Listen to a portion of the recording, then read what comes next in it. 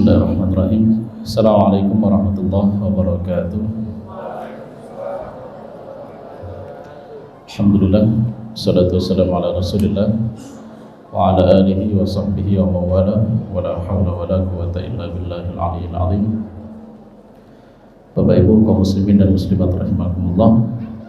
Alhamdulillah, kembali kita dipertemukan oleh Allah Subhanahu wa taala dalam suasana pelaksanaan sholat isya, dan insyaallah akan dilanjutkan dengan melaksanakan sholat tarawih.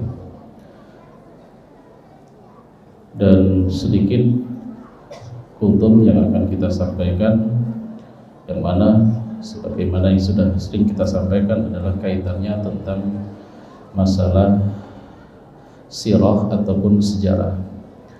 Tapi biasanya kalau kita menyampaikan tentang sirah nabawi atau sahabat, kali ini kita tidak akan berangkat ke Timur Tengah. Kita akan menyampaikan sejarah yang berkaitan dengan Nusantara itu sendiri. Bapak Ibu kaum muslimin dan muslimat rahimakumullah, tatkala Wali Songo datang ke negeri Jawa, tujuan utama dari para wali tersebut adalah menyebarkan dakwah Islam sesuai dengan ajaran Ahlus Sunnah wal Jamaah. Namun di antara mereka yang datang ke Indonesia, ternyata ada beberapa penyusup yang sudah membuat kekacauan di Timur Tengah dan hendak datang menyebarkan ajaran mereka ke Nusantara. Mereka ini kita kenal dengan Syiah. Orang-orang Syiah termasuk di antara mereka yang ikut datang ke bumi Nusantara menyusul rombongan daripada para Wali Songo, yang tentunya tujuan mereka adalah menyebarkan ajaran mereka di tanah Nusantara ini. Di antara tokoh mereka kita mengenal satu sosok dengan Ki Lemah Abang atau Syekh Siti Jenar.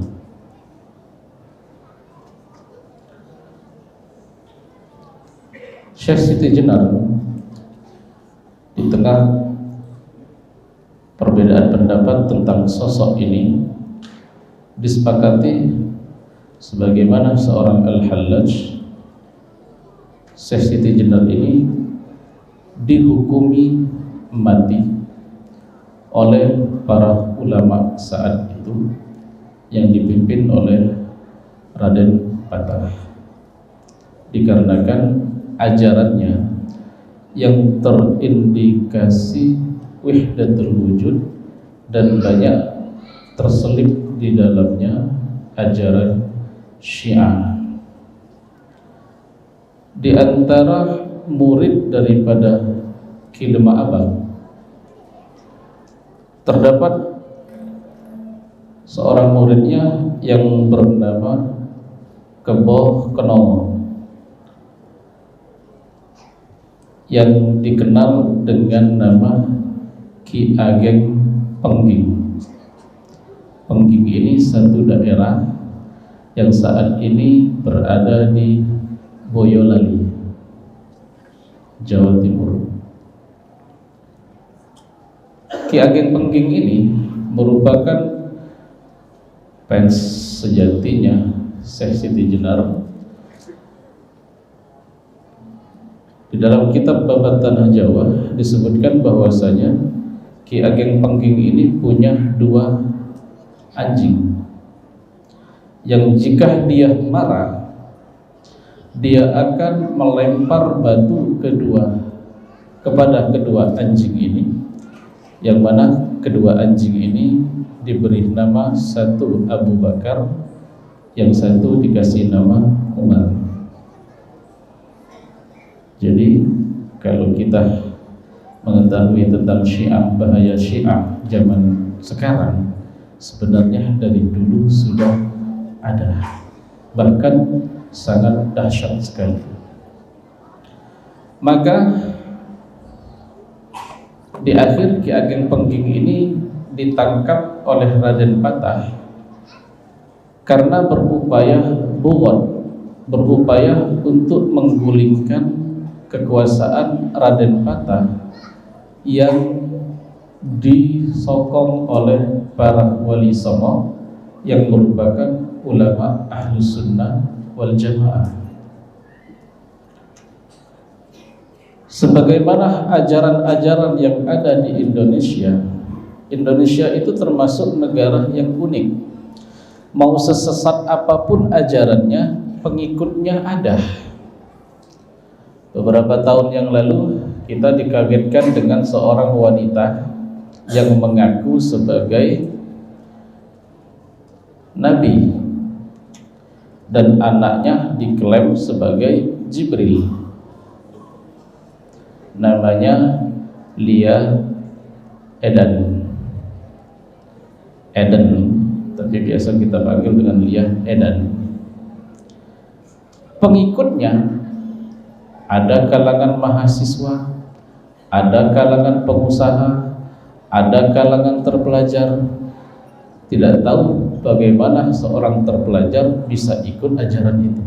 Tapi itu realitas di Indonesia. Apapun ajarannya, pengikutnya pasti ada. Bahkan kalau Abu Jandah bikin agama, kemungkinan akan ada pemeluknya. Itu Indonesia.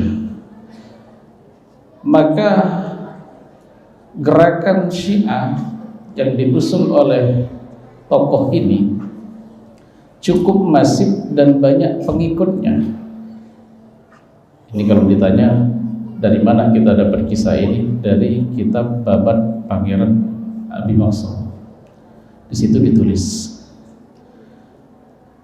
Maka hal ini membuat khawatir para raja Mataram Islam, sehingga kemudian mereka mengumpulkan para ulama, mengumpulkan para wali, meminta kepada mereka, buatlah satu gerakan yang mana gerakan tersebut untuk mengcounter masuknya Syiah ke dalam masjid. Karena ajaran ini sangat luas sekali. Orang masuk ke dalam ajaran ini atas nama mencintai Ahlul Bait yang memang pada dasarnya wajib, tapi kemudian diarahkan kepada mencaci maki para sahabat sehingga orang tidak sadar.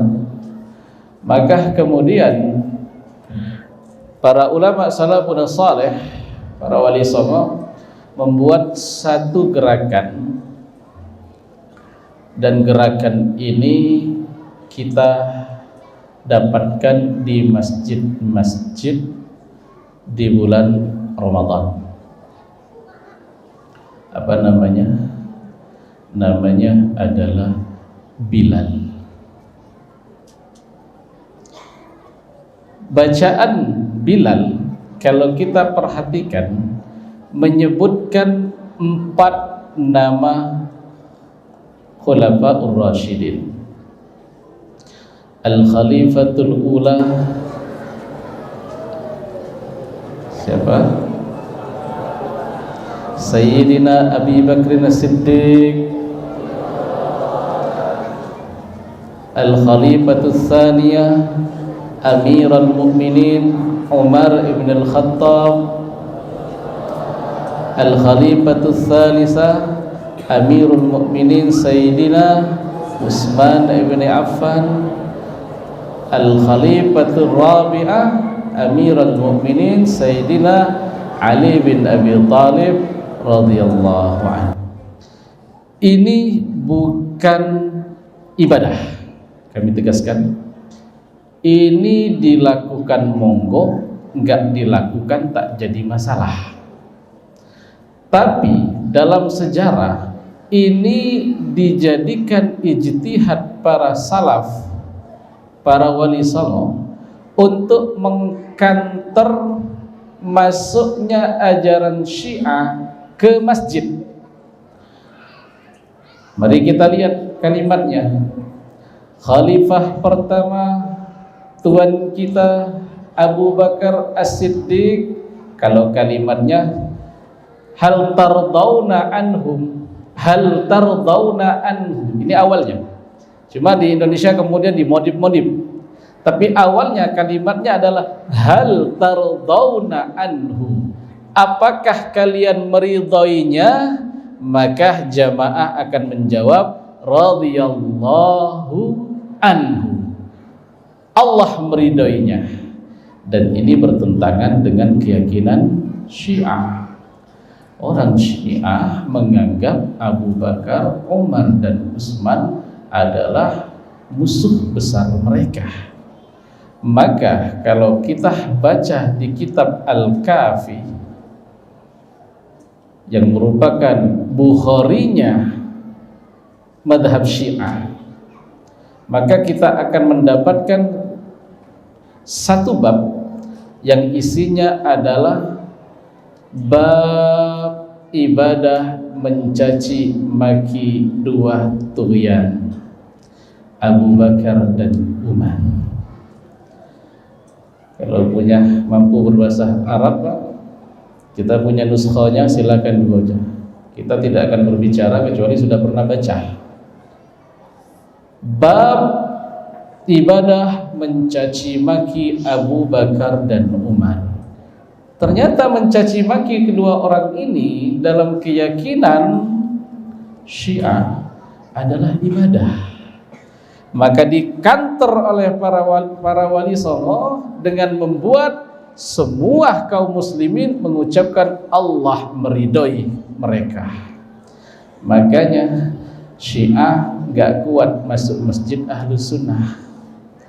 Lawang tujuannya pengen nyesatin kaum muslimin, tapi begitu mereka mendengar ikrar kaum muslimin bahwasanya mereka ridha kepada Abu Bakar, mereka ridha kepada Umar, mereka ridha kepada Utsman, mereka ridha kepada Ali, gagal upaya mereka. Ini adalah bentuk kebijakan yang diambil oleh para ulama terdahulu.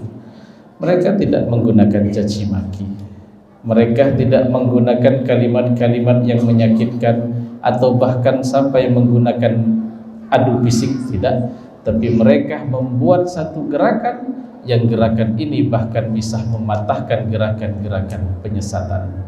Semoga Allah Subhanahu wa taala memberikan kepada kita semua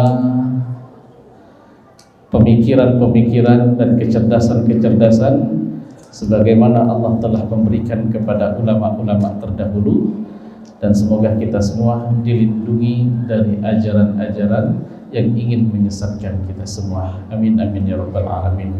Ini saja, usi nafsi wa iyyakum bi taqwallah. Assalamualaikum warahmatullahi wabarakatuh.